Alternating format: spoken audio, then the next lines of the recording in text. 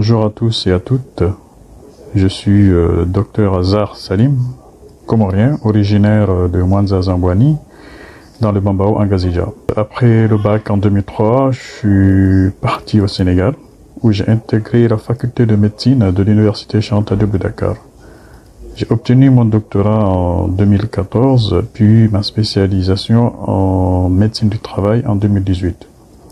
J'ai exercé en tant que médecin généraliste et médecin du travail dans plusieurs centres de santé et diverses entreprises au Sénégal de 2012 à 2019.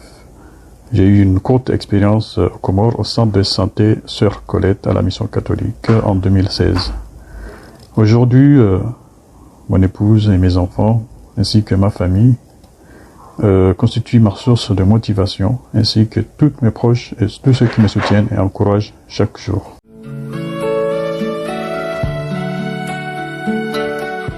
Fin décembre 2019, un nouveau coronavirus nommé 2019 nCoV, jusque-là inconnu et provoquant la maladie à coronavirus appelé Covid-19, a été découvert à Wuhan, en Chine. Ensuite, la maladie s'est propagée rapidement dans les 5 continents, poussant l'OMS à déclarer une pandémie, l'épidémie de Covid-19, une pandémie mondiale. À ce jour, le 26 mai 2020, on comptabilise dans le monde au total 5 531 908 cas, avec 347 398 décès et 2 216 000 guéris. L'Afrique compte moins de cas. Aux Comores, les autorités ont rapporté 87 cas et un décès, puis 21 guéris depuis le 30 avril.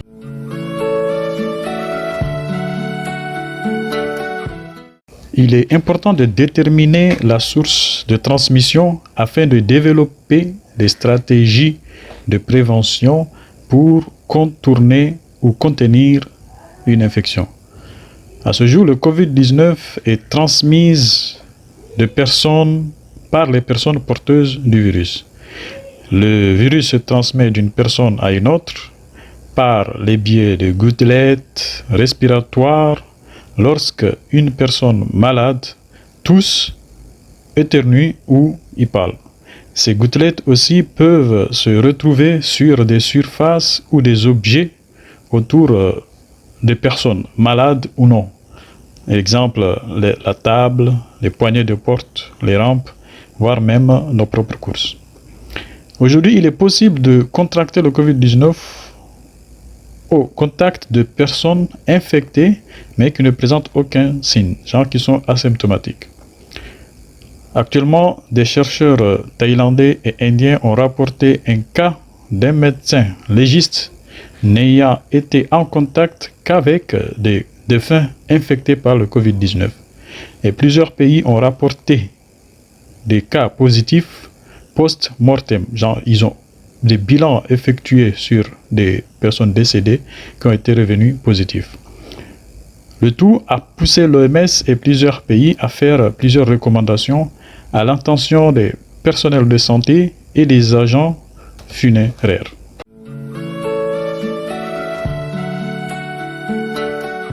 Toilette mortuaire ou la mise du corps du défunt dans un linge sale et la prière mortuaire peuvent être aménagées compte tenu du principe de la préservation de la vie de celui qui procède au rituel funéraire. Des savants musulmans ont répondu à ce sujet en se basant sur les principes et fondements du droit musulman, dont voici quelques éléments. Exemple, en cas d'impossibilité du lavage, comme lors des épidémies, il est permis d'enterrer les personnes sans lavage, voire même l'enveloppe dans un linceul.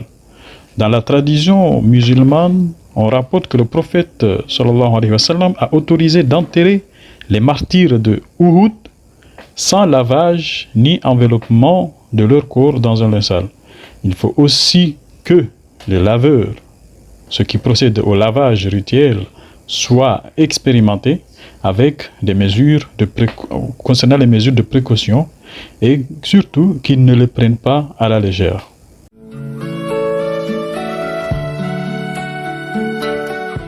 Aujourd'hui en France, les autorités religieuses du culte musulman et du culte judaïque ont donné leur accord pour interdire les toilettes rituelles pendant la durée de l'épidémie sur les corps des personnes défuntes, des cas probables ou les cas avérés du Covid-19, en raison des risques de contamination.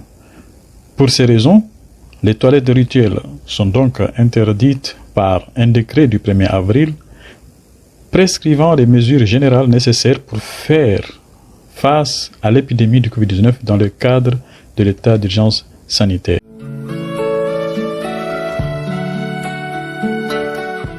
De l'épidémie du choléra en 1998, aux Comores, les toilettes mortuaires et enveloppements des corps étaient assurés par les agents du Croissant-Rouge, puis les corps ont été transférés dans les villages respectifs par les ambulances. Les prières et enterrements ne présentaient aucun risque de contamination concernant l'épidémie du choléra, du moins par le corps du défunt. Mais par contre, par les personnes à haute personne, ce risque était présent. Pour la pandémie actuelle, les mesures prises par les autorités sont le lavage du corps et enveloppement avec le linceul par les personnels soignants du COSEP ou du Croissant-Rouge, avec respect strict des mesures de protection, puis les corps seront remis aux familles respectives avec les ambulances. Les prières mortuaires se font hors les mosquées, à l'extérieur des mosquées, vu que les mosquées sont tous fermées, et les enterrements sont restreints qu'aux habitants du village.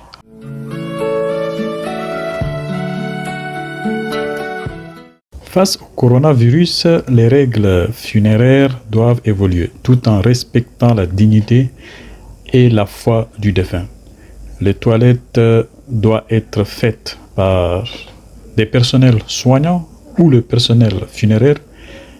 Ces derniers doivent être équipés d'équipements de protection individuelle qui seront adaptés et à usage unique, parlant de lunettes anti-projection, des masques chirurgicaux, des tabliers anti-projection et des gants, entre autres.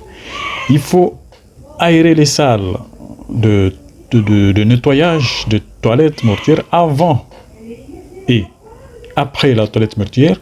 Nettoyer aussi les salles où est décédée la patiente et toute surface ayant été en contact avec des produits détergents, désinfectants et furicides. Et aussi, il faut nettoyer nettoyage de la salle où a eu lieu la toilette mortuaire, avant et après. Il faut aussi assurer l'élimination des déchets biomédicaux ayant servi pour les toilettes mortuaires, désinfection des véhicules ayant assuré le transport avant et après le transport, bien sûr, avec des produits détergents et désinfectants et surtout virucides. Réduire surtout le délai d'inhumation, maximum 12 heures de temps, voire aller jusqu'à 24 heures au maximum. Et surtout limiter le nombre de personnes dans les prières mortuaires et les enterrements.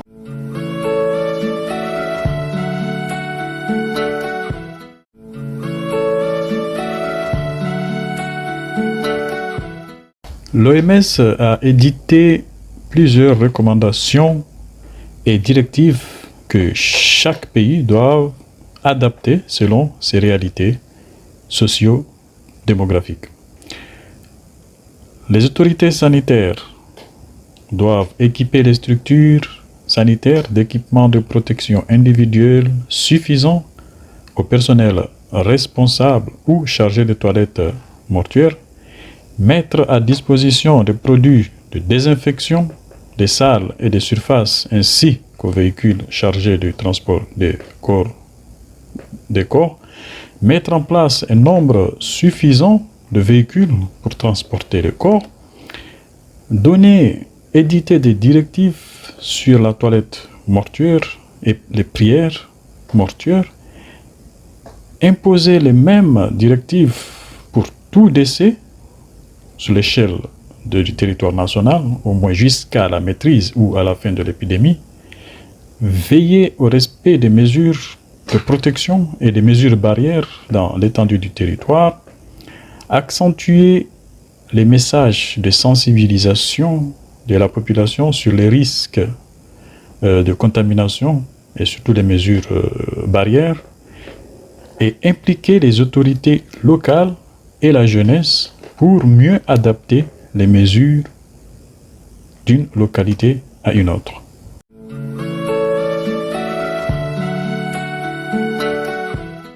Aux autorités religieuses, ils doivent donner les directives au niveau national pour les toilettes et l'emballage des corps au linceul et surtout les prières mortuaires visant à préserver la santé des personnes et effectuant ces toilettes et surtout la population, et impliquer les chefs religieux des localités tels que les imams, des cadis, et la jeunesse dans la sensibilisation et le respect de ces directives.